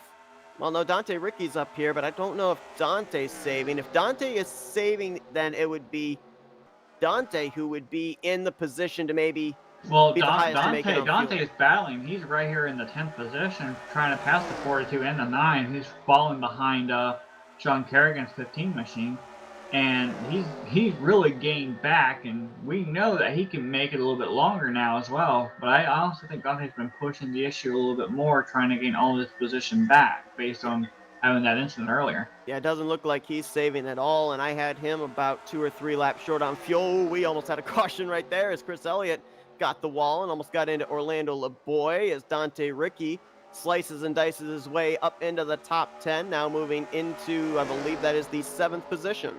Chuck McClure has fallen back off of the top 2, and he's pitting. I was going to say, I was wondering if he was clutching. That's why I went to go check on him, because he's fallen way off. And, well, we got our answer. Yeah, the fuel window was open about, I think, 16 laps ago for these drivers to be able to come down pit road and make it on fuel. Jeffrey Elliott in this lap as well. I think that's why we saw the 72 of Jim Glaude hit pit lane when he did, because at the time that he came down pit road, and so did John Godfrey, the fuel window had opened on that lap. I mean, Dante Ricci currently running 5th behind Dave Melson, looking to gain that position and pull away. I mean, what do you think, Seth? Do you think Dante is going to be able to make it all the way? I mean, do you think he's hoping that these guys pit and he can clutch a little bit and get that big gap because he's got those tires? Or in my opinion, if Zach Fremont was 2 to 3 laps short and he's already clutching, I don't think that Dante's going to have enough laps if everybody pits and he stays out to be able to save that 2 or 3 laps. I mean, these guys are all going to be coming down pit road. Oh, Zach Fremont overshot his pit stall. I had to back up, Seth. I'm sorry to interrupt, but that's going to cost that 006, and we saw him trying to manage himself. I mean, he had to come down to pits, so what does that tell you about the 006? Yeah, now I'm almost wondering if nobody can make it on fuel. I mean, with him saving there and now kind of throwing up the white flag and coming down pit road, I'm not sure anybody can make it. It might have been the fact that he needed the tires. Could very well have been. I mean, you know, with Dante here, the furthest he can go, I believe, is about lap 107. Or no, I'm sorry. Oh, he's on pit road now. Robert Balcom is on pit road as well. Dave Melson is in the 13 car. So, yeah, it doesn't look like anybody is going to leave it up to fuel strategy here. Jeremy Jeffries has now hit pit road. This may cycle the race lead over to Chuck McClure. We'll wait and see. Bob LaChance was labeled as the leader from what I saw when I was scrolling around. Yeah, LaChance has stayed out. Orlando LeBoy has stayed out as well. Those would be the last 2 drivers up at the front to pit before the race lead cycles around. Or actually, no, I'm sorry. No, that's right, because Dante Ricci did pit. I'm not certain who the race lead would cycle around to, as LeBoy is in this lap. Oh. So is LaChance. Fremont got a huge run on Bob Dixon there, trying to pass him from position. I mean, now you got these drivers who are playing strategy. Some of these drivers a little bit faster tires and all. They have to dice it, and now I don't think we're going to see, oh, we got to be careful and go into a rhythm. I think these guys are going to start being really aggressive now to get everything they can, Seth. Yeah, it's go time at this point. In 2 laps, we will be hitting 20 laps to go. So these drivers are basically, with the time that they pitted, they're going to have anywhere from 20 to 25 lap old tires coming to the checkered flag. And it looks like it is going to be Chuck McClure jumping the gun. He's going to actually have the race lead. Seth, food for thought. 43, Richard Martin, running second. He's clutching. He's been clutching for the past several months. I thought I heard him clutch when I scrolled around to find him last time, and I've been trying to search for him, and he's clutching on the straightaways, too. There he is right now. He is the race leader. And we're going to have to see what the gap is between himself and the second place driver, which I think it's going to cycle to, I think, the 17. I mean, No, the 18. yeah, McClure came out a little bit closer. I mean, he had that big gap between him and Balcom and all. And when he hit, he came back out, and where Balcom is now, he's a little bit closer to Balcom when he was when he hit. But you know, it's not what he wanted. He wanted to be a lot closer than where he's at now. Trust me. Well, I'll tell you what, though, Richard Martin, his pace is back down a ton. I mean, he almost ran a 35-second lap time that time around. He's still got 20 laps to hold off Robert Balcom, who last time by was only 15 seconds back. I don't know if Richard Martin has enough time to be able to hold off the 18, who we know is good on fuel. You want to hear a comeback real quick? Remau 5th, Dante 6th. The two of them, I'm wondering if maybe they came down and maybe went with the two-tire strategy, perhaps. Didn't have to take on quite as much fuel as these other drivers did. Richard Martin still staying out. He's still clutching it from a little bit at a time. He's on the backstretch now, Seth. Yeah, but that last time by, Robert Balcom cut down the race lead by 2 seconds. Now 13 seconds between the two of them, and it was 15 seconds with 20 laps to go. Looks like Billy Elliser's coming to pit road. I don't think Richard Martin's going to be able to pull this off. He's hoping for a caution, I think, here. Richard hit a 34.1 that last lap. I believe it was a 32.9 for Robert Balcom, so I think Richard Martin could make it on fuel. I don't think he's got the car to hold off Robert Balcom, so now is he possibly hoping for a caution flag to come out? I mean, I think even if a caution came out, though, not certain you'd see the 18 or the 8 come down pit lane. Battle for 5th. Dante just made a move on the inside of Zach Fremont. Zach Fremont let him go by, not putting up a battle at all with the 84 Budweiser machine. Dante Ricky, who ended up spinning out on the front straightaway. Nobody hit him, had to battle his way from the back up here to the front, and now into the top 5. And it almost looked like the 6 clutched again there into turn 3. Not certain. Chuck McClure, he's not that far in front of Dante. Dante is closing in on that 17 machine from what I'm looking at. It looks like the 17's backing off a little bit more, or he used up a lot of his stuff after that pit stop. Maybe Dante did do a 4-tire pit stop there, and if he did, that means that he still does have one set of tires on pit road waiting for him if we get a late race yellow. All the rest of these drivers, for the most part, have 2 sets, as of course Dante had to use up his second set after his spin, bringing out the 4th caution of the day. Jeffrey's making a pass there on Godfrey, and right now the gap between himself and Balcom about 6, maybe 7 car lengths.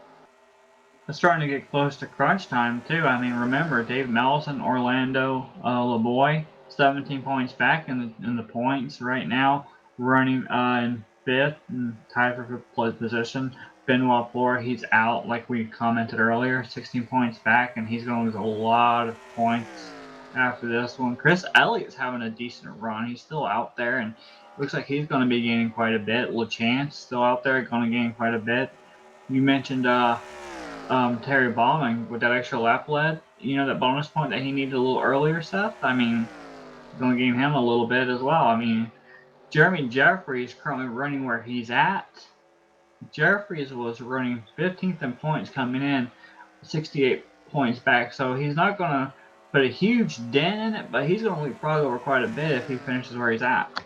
Yeah, right now, Balcom is in 2nd. We're assuming that in about maybe 4 laps, he'll be taking the lead from Richard Martin, who still is trying to baby that car around there to make it on fuel.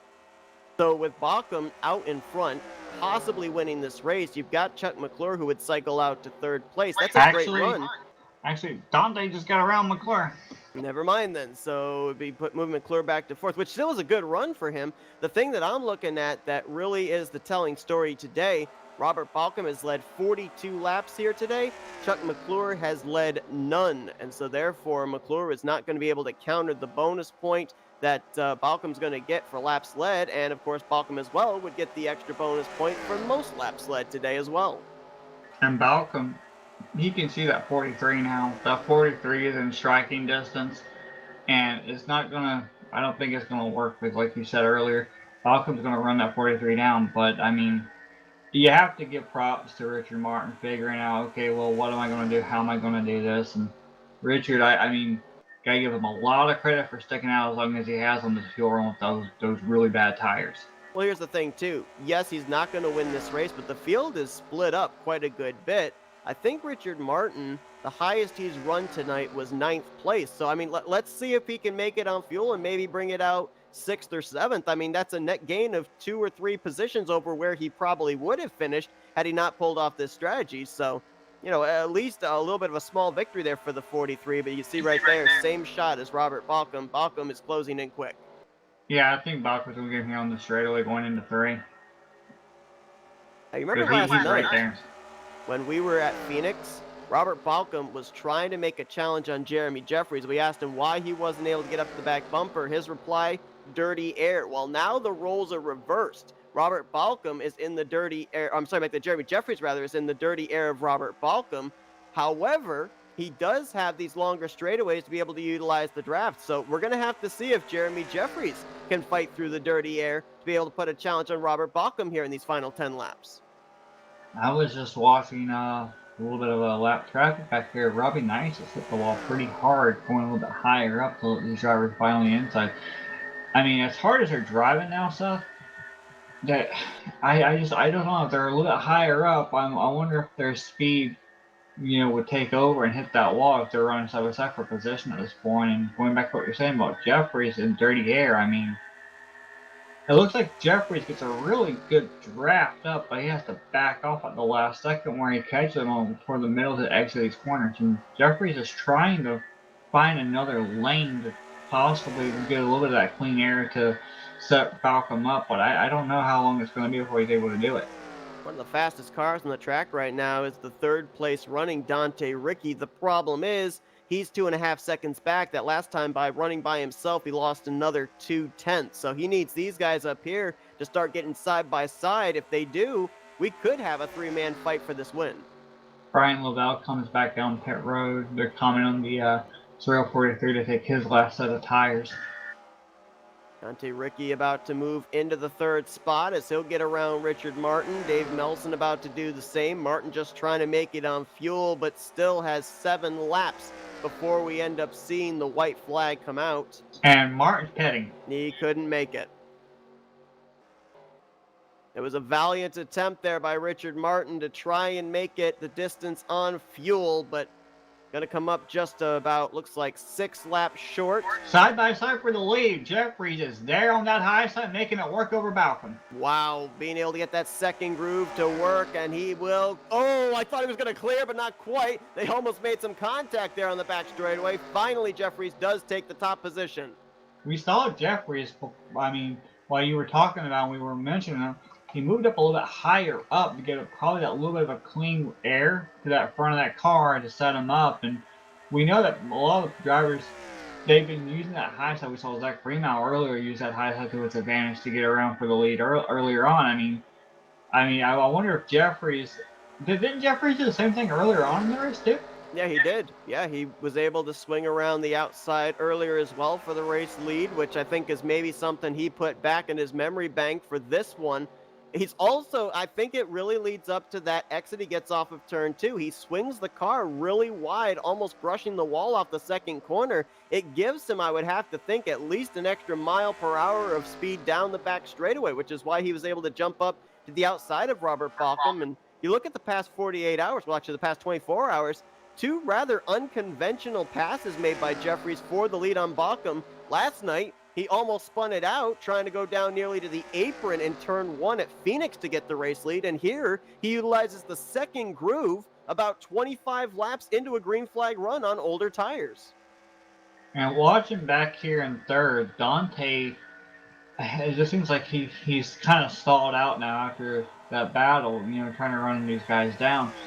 I thought that maybe Dante might be able to close up a little bit when they start getting side by side and racing, especially with the lap traffic that was coming around with Jim Brown and all. And it just seems like it didn't really help that much to what we thought. And Dave Mellison's close right on the back of Dante. I'm wondering when Dave might make his move on Dante. So we've got ourselves a battle for the lead between Jeffries and Balcom, a battle for 3rd between Zach Ricky and back on Melson. pit road. Oh boy, yeah, I was wondering just how much fuel they put in that machine, just based on the fact it looked like even in the sixth position he was clutching.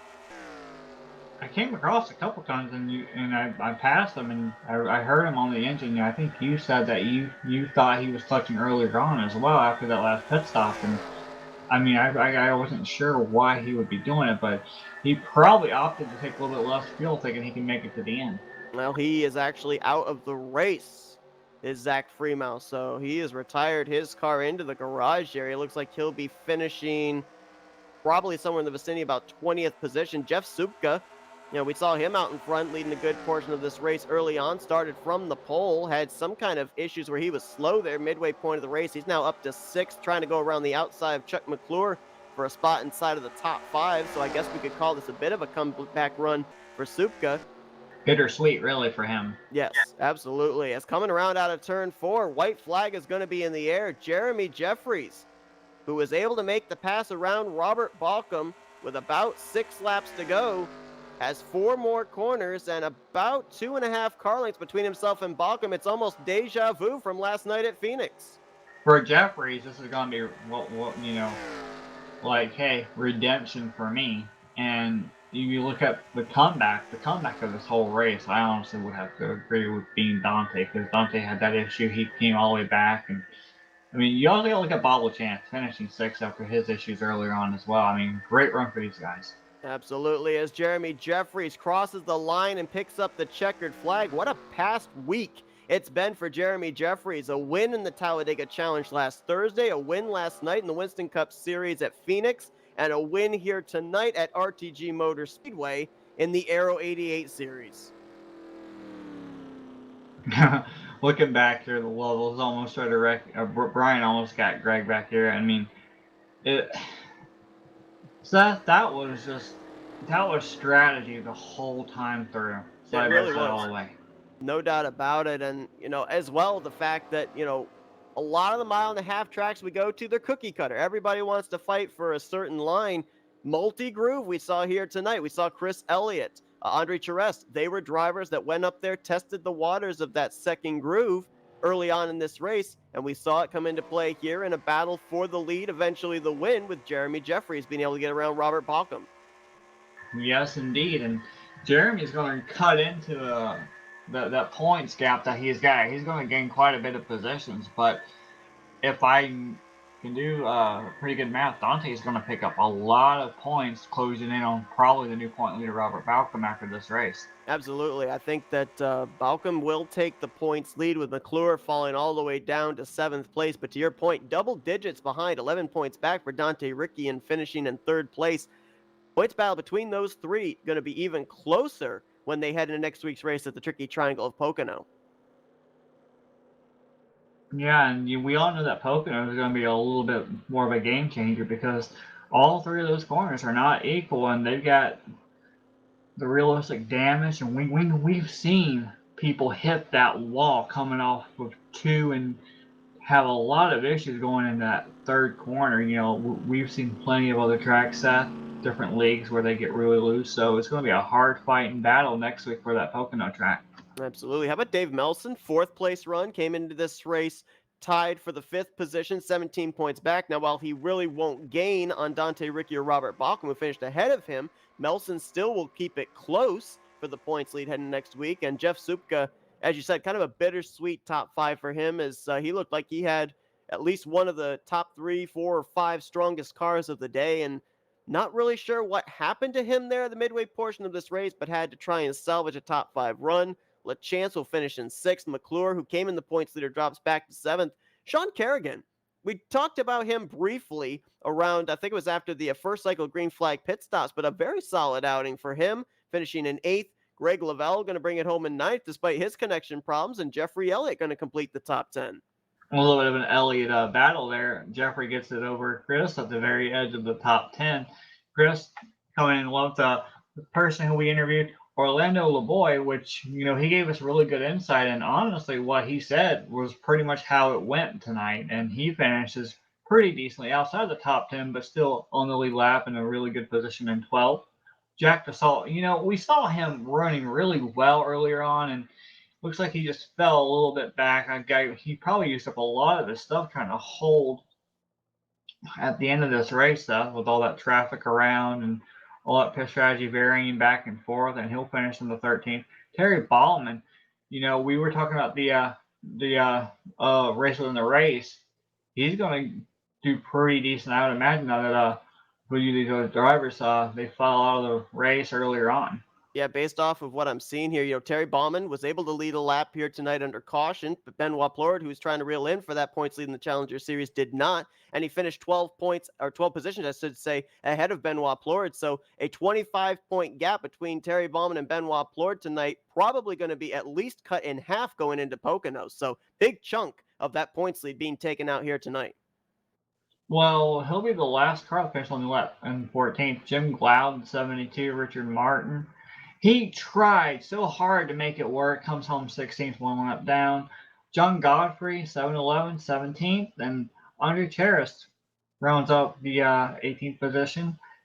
Bob Dixon, Seth, we saw him, and it was just amazing how well he was able to keep that car in this field after that wreck earlier on. Yeah, that did not look like a car that should have finished inside of the top 20 with the hit he took on the front straightaway, but he managed to get a 19th place finish out of it. Robbie Nices finishing 2 laps down in 20th, and then the rest of these drivers, a lot of them struggling during the portions of this race. Billy Elliser was involved in the incident, the first caution over in turn 4. Brian Lavelle, I think he ended up having some connection problems, 22nd. Zach Fremont, I think probably what happened, they didn't get that car full of fuel when he came down pit road. I think he might have been short on fuel. He's going to finish out of the race in 23rd. Brian Wolf, who was involved in that incident, the first caution over in turn 4, finishes in the race, but in 24th. And then drivers that finished out, Andre Mahjong, Benoit Plord, and Frank Rivard, who took a wild ride there over in turn 4, flipping in the air. Should we go ahead and get a word in with the third place finisher, Dante Ricky, Seth? Let's see if we can get a word here with third place finisher Dante Ricky, who's going to be gaining, as you said, Jess, some pretty good points heading into Pocono next week. Dante, it's Justin Seth up here in the Flatout Racing Network studios. You got us? Yep. Well, man, I mean, first off, the one thing I've got to ask you is what was going through your mind with about 20 other cars flying at you when you spun across the track there on that front straightaway during that third caution? Oh my goodness, Seth, that was the scariest feeling ever. Considering that we had a situation earlier with Andre Monjon and a few other cars where they collided after getting spun down into the grass.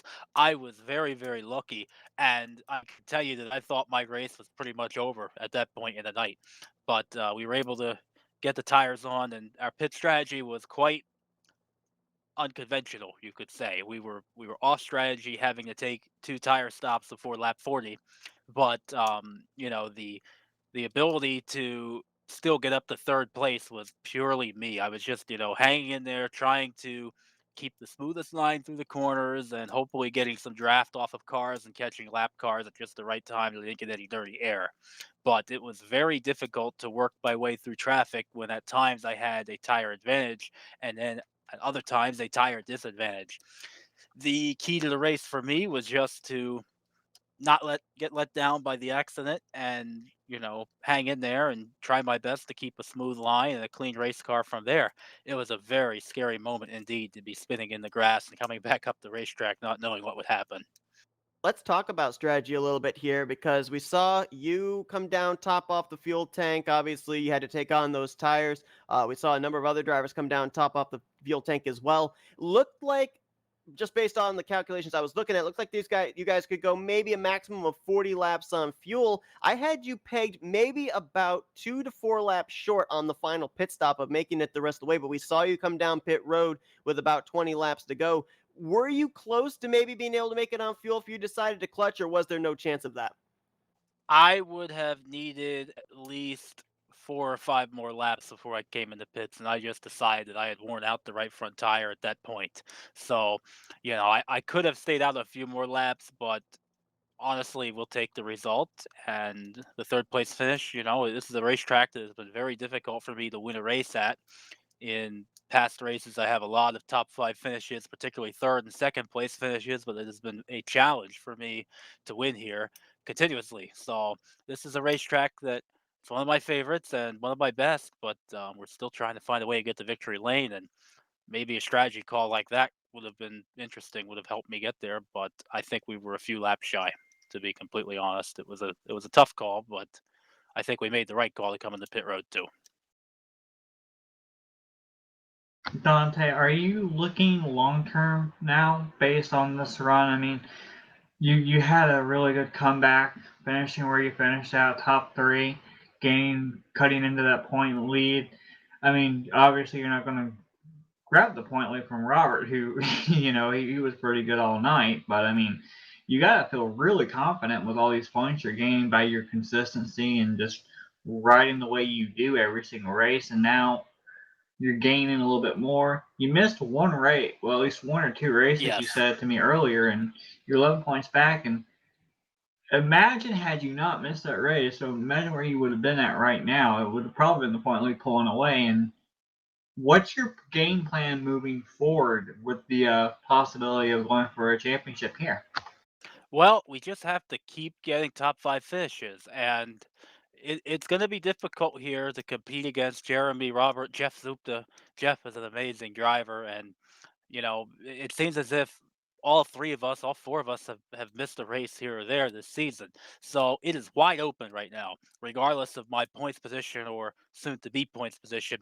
We just have to try to win races. Go out there next week and try and win and get the best finish we can.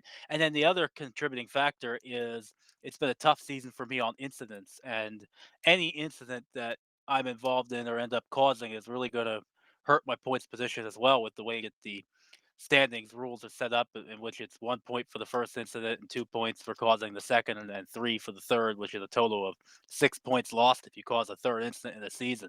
So we have to stay out of trouble. We cannot get involved in crashes and keep the car as clean as possible if we're going to even have a chance to take advantage of a championship win this season. Well, would you really be focused on, oh, I have to win, I need to win, I need to win, and win, I need to win? Like, are you more focusing on winning or just getting top fives and top tens and hoping that that consistency pays off in the end, so you don't overdo it trying to get that win and make a mistake?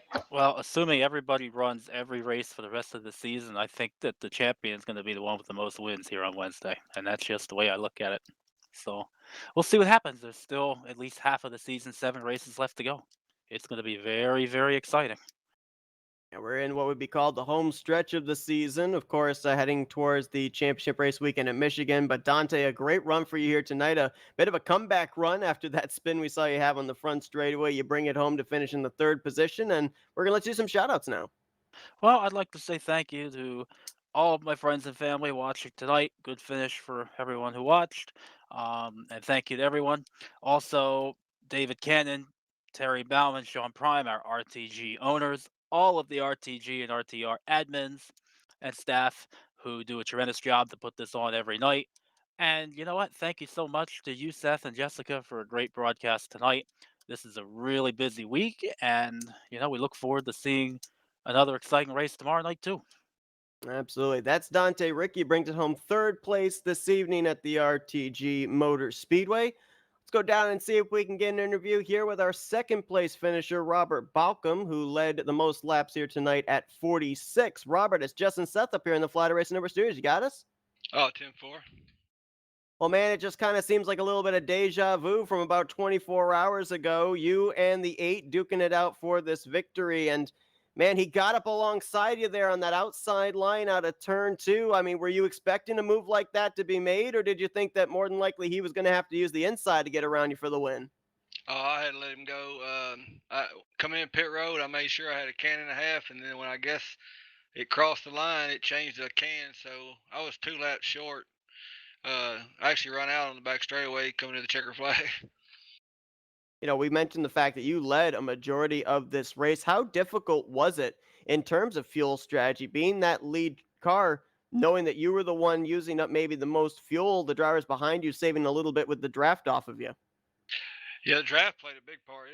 You could really suck up on somebody even if you were off. So the guy behind was really saving tired. I didn't really want to lead up front, but nobody else really wanted. Everybody wanted to ride and kind of stay behind. But the fuel really wasn't a big deal to me. Like I said, I would have been fine. I just it changed itself when I crossed the line, and I had already put the F2 screen up, so I didn't know it even changed. And with 10 laps to go, I just happened to look over and it was showing 2 laps short. And I was like, man, I can't save it. If he gets up there, I'm just going to try to fall in behind him, try to save some. I got two questions for you, Robert. The first one is, we saw early on in the race a lot of the drivers, basically we saw that inside line was where everybody wanted to be, but that high side seemed to be capitalizing with like people like Zach Freeman and Jeremy Jeffries. We didn't really see it make too many moves up at the high side. Did you have an issue running that high side, getting around traffic, or was it just something you just weren't comfortable doing regardless?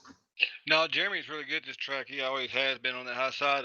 Everybody else that did, they burned their tires up, and I just didn't jump up there because I didn't want to burn my tires up. And like I said, Jeremy, he's good at this track. He runs that high line and come out of the turn. But I think, like I said, honestly, if the gas would have been good, would have been all right. I'd say my tires pretty good. I think I could have made him tight like you did me last night. But trying to clutch and keep him behind me, I knew them guys third and fourth were coming. It wasn't worth trying to wreck us both or slow us both up. I just fell in behind him and just kind of kept my fingers crossed that I had enough gas to make it to the end. Now, the second question I have is, South and I were looking at this championship battle. Chuck had a 4 point lead over you going into this race, and we saw when you got up near the front, Chuck was right there close to you, and Seth and I were like wondering, Chuck is up there. Is Chuck going to push it to try to get around? And I said, no, Chuck will probably just stay behind you and keep you in striking distance. Was that on your mind at all, noticing that the point leader was right behind you trying to save his point lead at that point? I mean, was that in your mind at all this whole race, knowing that he was right there in striking distance with you? Well, actually, I wasn't even going to run for the points. I actually missed 2 weeks, so I'm surprised they even that close. But I love running with Chuck. Me and Chuck work really good together. It's kind of like I said at the start, he was in front of me, and I was just going to ride with him. And then when he's behind me, I was going to ride. I would really like, honestly, I'd love to see Chuck win the championship. Chuck's been in this league for a long time. I love running with the Scooby Doo car. Great driver. So I mean, I have no problem if Chuck was to win the points. I'm very surprised I'm even that close to you. Said something, but heck, like I said, if I can win, I can. But like I said, I have no problem seeing the 17 win it for sure.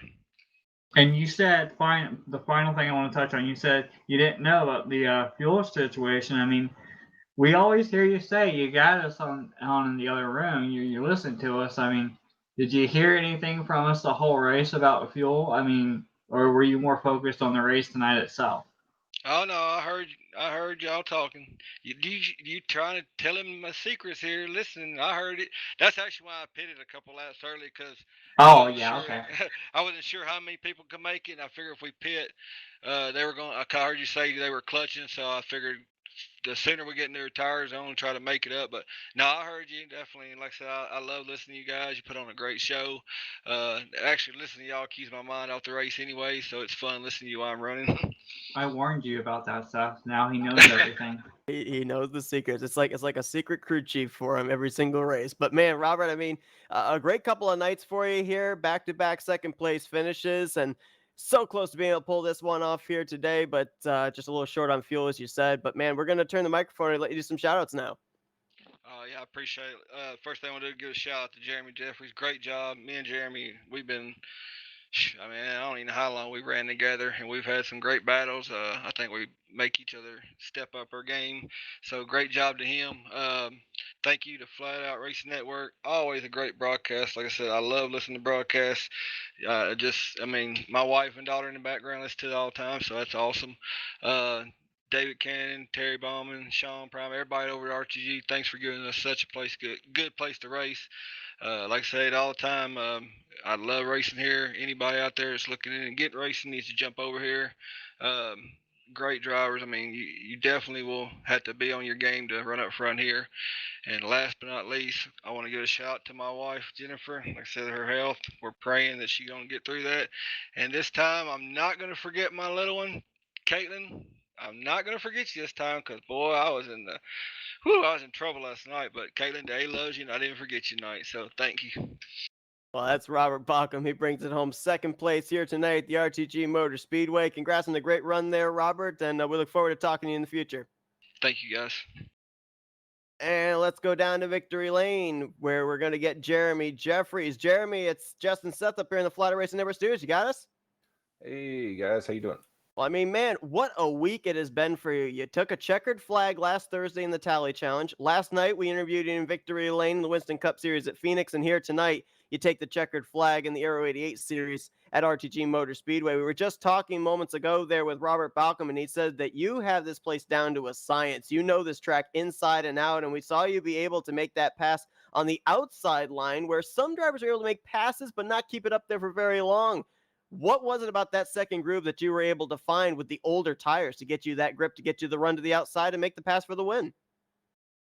Oh yeah, Robert's 100% right. This is one of my all-time favorite tracks, and I have tried so much to master the middle and high lane. And I don't know if you noticed when I was running behind Robert, I was exiting turn 2, like right up against the wall, and just trying to get that run down the backstretch because I've worked so hard to run that line, to master that line, and people are trying to figure it out, and I'm hoping they don't catch on.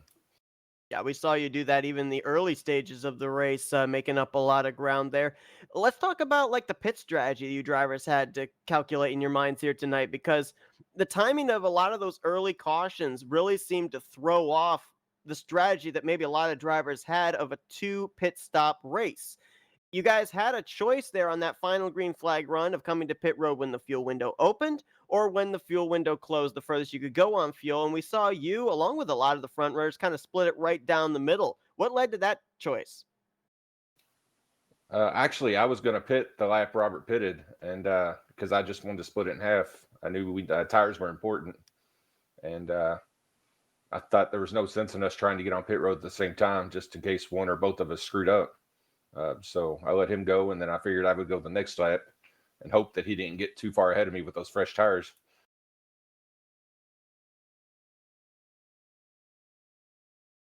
You know, one thing that we also noticed that you were able to do here tonight was capitalize under those cautions with pit road, getting that second pit stall after starting on the outside of the front row. But one thing we also know that a lot of drivers are talking about is pit road is a big problem getting onto. Saw a lot of drivers that seem to be rather conservative getting onto pit road. Now, you talked about the fact you've been able to master this track with that middle and outside group, but what about pit road? Were you able to attack that, or were you maybe a little bit more hesitant heading to pit road entry for those 2 green flag pit stops? We'll say I didn't attack it as much as I could have, or probably should have, because I was a little scared myself. You miss it by just you miss your line or going just a little bit too fast, you're gonna slide out into the grass or hit that pit wall, and I didn't want to take that chance. Yeah, Jeremy, quick little side note here. I've been pretty much the one bringing up points most of the night, and I want to bring up this as well for you. You were way back in the points, around the 15th, 16th position, around that area, I'd imagine. And this win, you gained a lot. And we've talked about with other leagues that you ran in. You really kind of, I guess you've been really busy, not being able to run quite often. Lately, you've been able to be fortunate enough to run quite a few races now. With you kind of creeping back up here in the top 10, not sure exactly where you'll be at after this, but with that win, creeping back in halfway through the season, I mean, do we hear a factor of possibly running for a championship here? Oh gosh, I don't know. I did miss at least 2, maybe 3 races earlier in the season because of work commitments, and I don't know. These guys are too good for me to get up there and possibly fight for the championship. But I would like to at least get into the top 10, maybe the top 5. We'll see what happens. Well, I mean, you did a really good job tonight. I mean, we saw you the past couple races have a little bit of an issue, but you were up near the front. You were up near the front tonight again.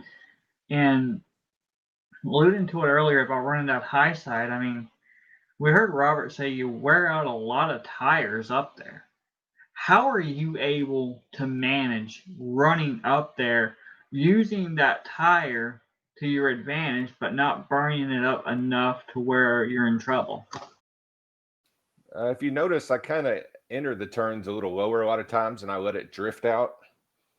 So I'm not turning the wheel as much, which is actually helping to keep the tire heat down and save tire wear.